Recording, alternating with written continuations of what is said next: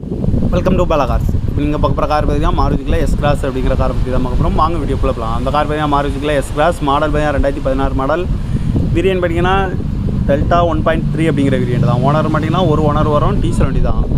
Kilometre பார்த்தீங்கன்னா 89,000 kilometre running ஆயிருக்கு. Company சர்வீஸில் கடவோட வண்டி வரட்டுருக்காங்க. இன்சூரன்ஸ் பார்த்தீங்கன்னா 14/6/2026 வரைக்கும் இன்சூரன்ஸ் எடுத்து வச்சுருக்காங்க. எஃப்சி லெவலில் இருக்குது.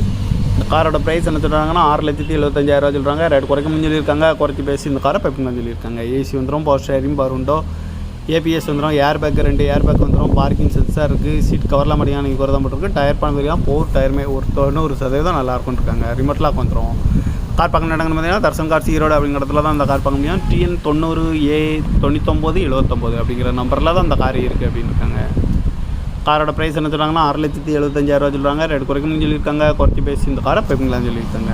இந்த மாதிரி கார் வீடியோக்கெல்லாம் பல கார் சேனலில் சப்ஸ்கிரைப் பண்ணிச்சுக்கோங்க. தேங்க்யூ ஃபார் வாட்சிங்.